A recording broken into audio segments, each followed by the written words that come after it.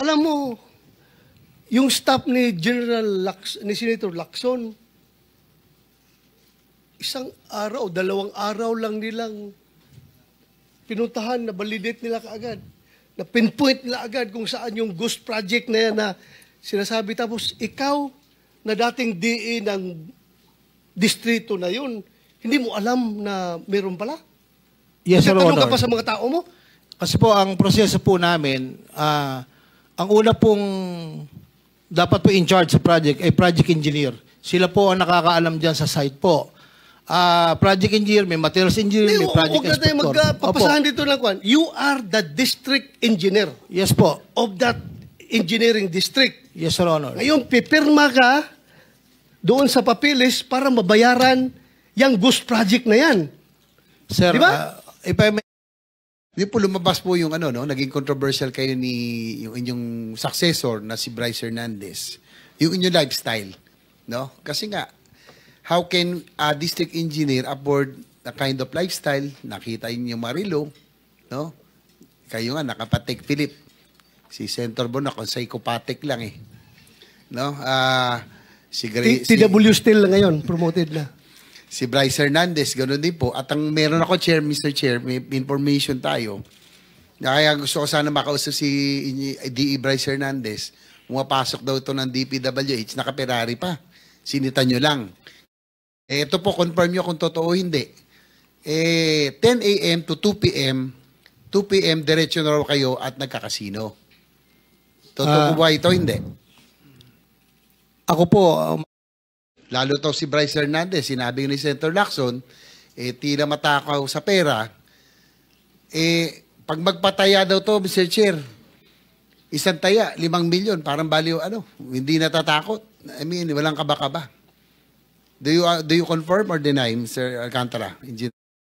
Palagay mo, gusto na nating tanggapin ito. The DPWH already submitted 2 cases of ghost projects. Ito yung sa May Capis, Taliptip River, Package B, Barangay Perez, Bulacan, Bulacan. At saka yung Riverwall, Purokpor, Barangay Piel, Baliwag, Bulacan. These are reported ghost projects just submitted to this committee. At ito'y teritoryo mo. Ghost ito ha. Ang nakalagay rito, nagkaroon na ng show cause order dito. Ikaw, Henry Alcantara, ADE, Bryce Erickson Hernandez, ang mga liables yan, accountant, Caser 2, project engineer, materials engineer, and so on and so forth. Pwede natin, Mr. Chair, kung andito, anyway, dito na rin si former DE Henry Alcantara. Kasi po, nabanggit yung niya na very notorious, no? Sa privilege speech, dito sa nangyaring hearing. Maaaring pwede po siyang patawag na po natin. Para... Chair directs DE Alcantara to please take your seat.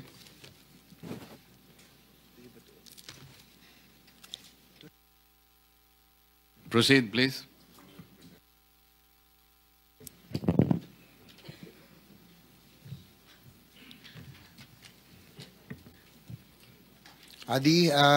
Henry Alcantara, kasi po, nabanggitin ko kayo, ito yung pagkakataon din na maklarify nyo at malinis yung inyong pangalan dahil sa lumalabas dito sa pagdinig ng Blue Ribbon Committee at doon sa privilege speech ni Senator Lacson ay yung inyo pong district engineering office ang naging notorious, no, sa Bulacan.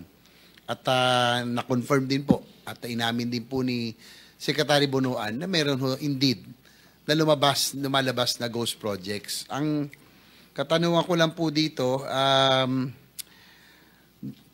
narinig nyo ba na meron pala totoo ba na merong doon sa inyong terminology, doon sa inyong distrito na merong mga proyektong pang-sports at merong pang-pamilya? Narinig nyo na ba yun?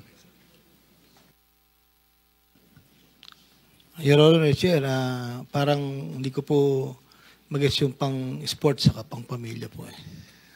Kasi po, yan base ron sa dating commercial at saka ibig sabihin po niyan, pag sinabing pang-pamilya, ito po yung mga proyektong lehitimo, may execution at na-deliver, no, ng mga lehitimong kontraktor At yung pang sports, ito daw po ito yung talagang pwedeng paglaruan at talagang walang delivery. Ito po yung guni-guni. Ito po yung ghost projects at talagang buo yun na pinipera na lang. So, kino-confirm nyo ba o dinedeny nyo na meron pong ganitong dun sa inyong distrito? If I may po, explain ko lang po. Nung po ang ating presidente ay nagsalita po sa kanyang SONA, after the day after po, I called up the present district engineer at that time, the Bryce Hernandez, to make an inventory of all the projects from 2022 to 25. Tinawagan ko po siya dahil sabi ko kailangan inventaryohin yan. Ang assessment ko lang po, baka mamaya po ay may mga kulang na haba, 1 metro, 2 metro, pa revalidate po.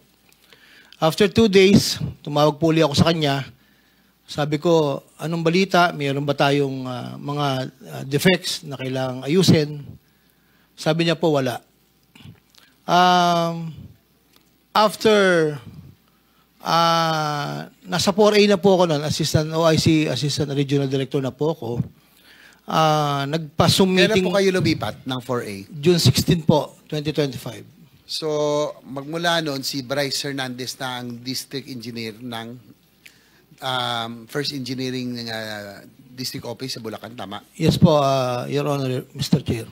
Sige po. Mamaya po, Mr. Chair, tatanungin ko rin si Bryce Hernandez dahil mukhang wala na ho siya yatang planong sumipot, no? Dahil I think you have given ample time, Mr. Chair, that for him to show up, no? Nakasabina na po siya ngayon and nag-ano ng contempt. So I suggest that the warrant of arrest be issued on Bryce Hernandez and JP Mendoza dahil ito daw po yung mga notorious na talagang involved at mukhang wala na silang plano na sumipot dito. Sige po, ituloy niyo po,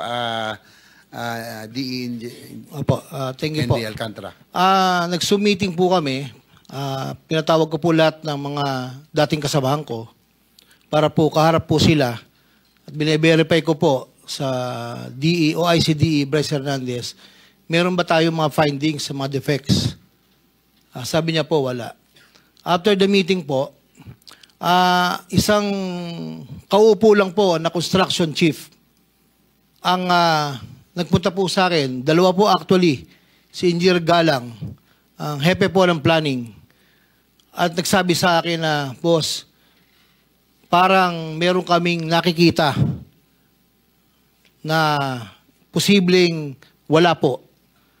So, ang sabi ko po sa kanila, August 3, 7 p.m., that was Sunday. Pinatawag ko po, lahat po sila. Sabi ko, totoo ba ang balita na mayroong mga project na nabayaran? Without my knowledge po, kasi po, explain ko lang po, ako po yung umaasa at nagtitiwala sa mga tao ko na lahat po sila nakapirma na. Sa bandang huli, ako po, yun po, aminin ko, may negligence on my part.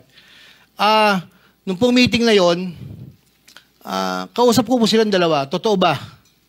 At kasama po yung mga ibang hepe, ako po yung nagsabi na sabihin nyo sa mga kapwa hepe nyo, ako'y walang kinalaman dyan sa mga ganyang gawain. At sila po ay nagsalita na yun naman daw po ay pagagawa sa kontraktor. Sa kontraktor po ipapagawa. So, after po ng meeting, kinausap ko po yung Engineer J.M. Ramos, which is the construction chief. Sabi ko, mag-ikot ka, magsama ka ng mga tao. Baka mamaya, mayroong mga ibang kulang talaga. So, after a day po, nag-report po sa akin na di umano'y meron pong mga mangilan-ngilan. Hindi ko po alam yung eksaktong figure. Na posible po. Na posible. So, after po nan, kinausap ko po yung dalawa. Sabi ko, bakit nagkakaganon? May mga lumalabas. So, from there po, since ako po hindi na parte ng Bulacan First, sila na po yung mga nakaupo doon, hindi ko na po alam yung sumunod na step na ginawa po nila until such time na ito po, August 7, 5 o'clock in the afternoon. Pero cut ko na lang po kayo. Opo. Sir, isa na lang po, pala, no? if you may, Nag-report po ako kay Secretary Bonoan na may possible po ayon po sa report ng ibang tao ko. Kayo yung pa nag-report sa kanya? Nag-report po ako Na sa possible kanya. na may That ghost was projects? 5 o'clock in the afternoon. But Senator JB? sige. Mr. Chair,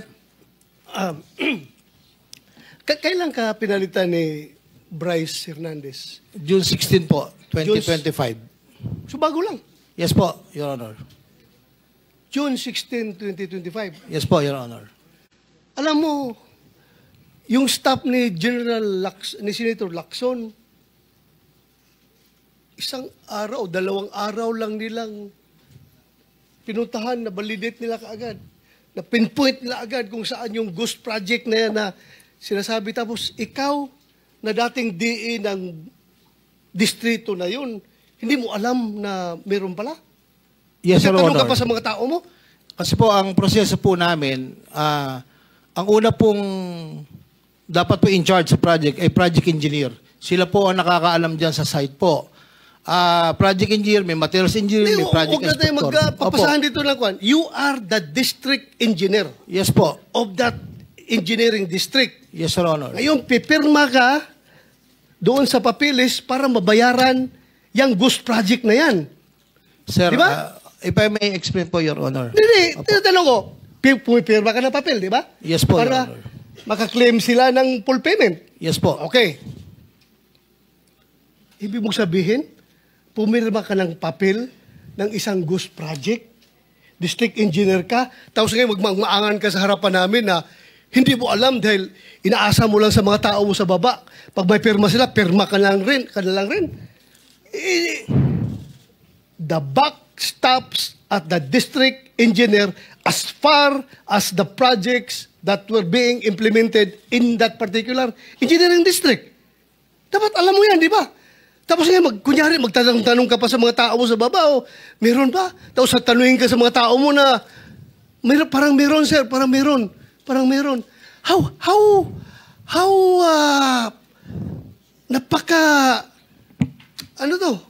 Napaka-hirap intindihin na ikaw, district engineer, hindi mo alam.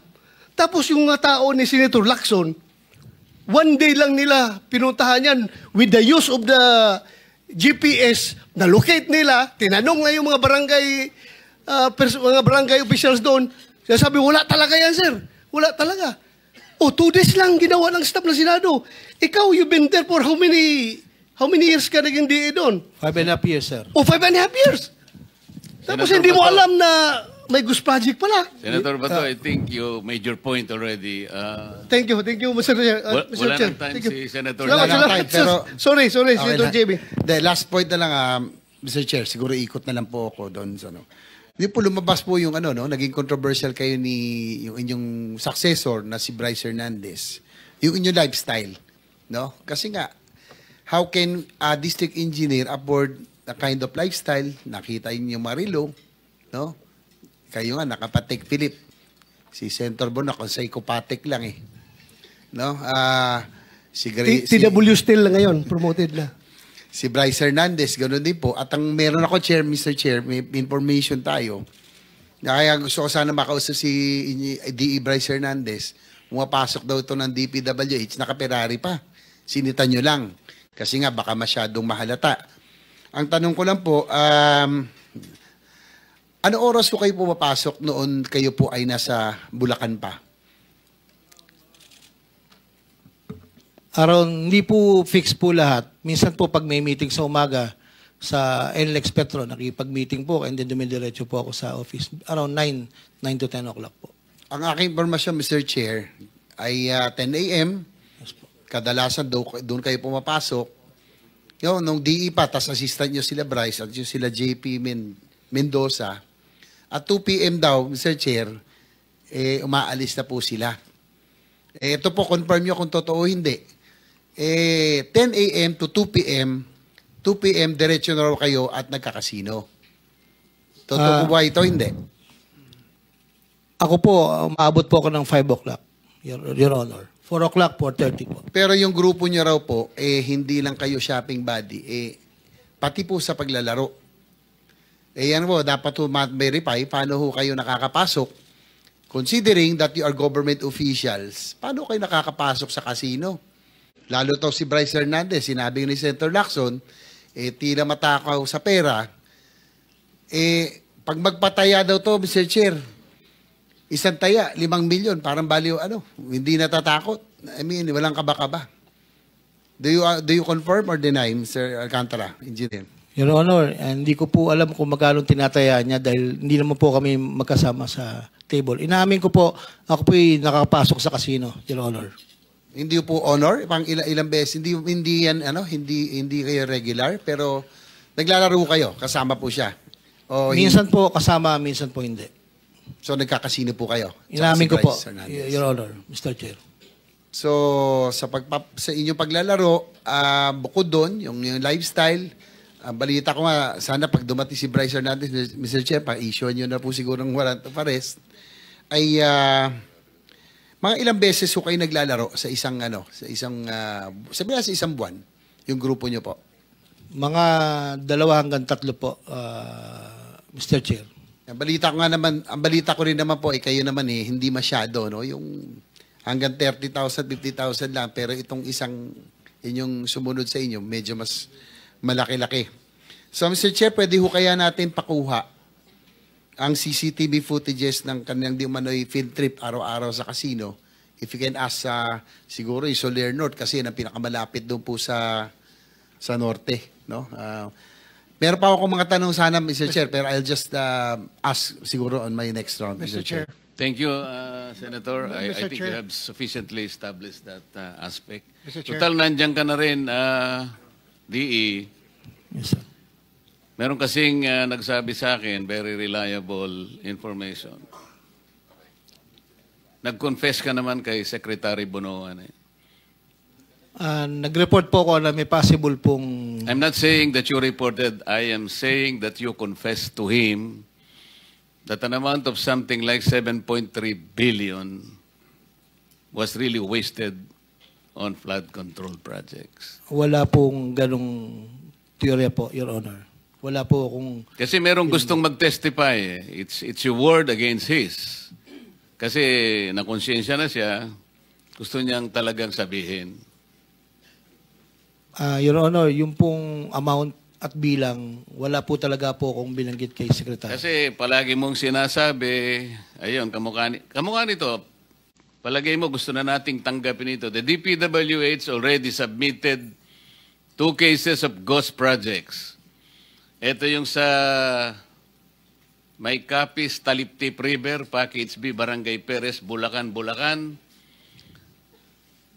At saka yung Riverwall, Purokpor, Barangay Piel, Baliwag, Bulacan. These are reported ghost projects just submitted to this committee. At ito'y teritoryo mo. Ghost ito Ang nakalagay rito, nagkaroon na ng show cause order dito. Ikaw, Henry Alcantara, ADE, Bryce Erickson Hernandez, ang mga liable sa yan, accountant, Caser 2, project engineer, materials engineer, and so on and so forth. Ito nga yung tinatanong namin kanina pa, because in the last hearing, the TPWH already indicated to us that it will submit several cases of ghost flood control projects. Unfortunately, to our disappointment, bago nag-resign si Secretary Bonoan, tinext ko siya yesterday, nung isang araw pa. Kasi nga 2 lang ang kanyang ibinigay sa amin. The indication, it should have been at least 50 ghost flood control projects. Ang binigay niya sa akin, bago siya mag-resign, indication that there are 15. Kasi sabi niya rito, without structure. Hindi ko alam kung ibig sabihin nito ay ghost projects. So ang ginawa namin, ginamit namin yung mga datos na nanggaling sa presidente na ibinigay niya sa amin at binerify na namin yung iba, nakatulong nga yung ginawa ni Senator Lacson para ma-determine and ma-confirm lahat ito. There are 60 projects na parang lumilitaw, ganun nga yung kanilang characterization. Total 60 flood control projects. 15 dito binigay nyo sa Silver Wolves. Wolves pa eh. Construction Corporation. Wawaw Builders, 6. St. Timothy plus St. Matthew, 4. Unimax Steel, 4. Jagon Build Construction Corporation, 3. SYMS Construction Trading, 3. M3 Construct Corporation, 3. Darcy and Anna Builders Trading, 3. MG Sanidan, 3. And several others with 1 project each. 60 projects na kandidato sa ghost projects.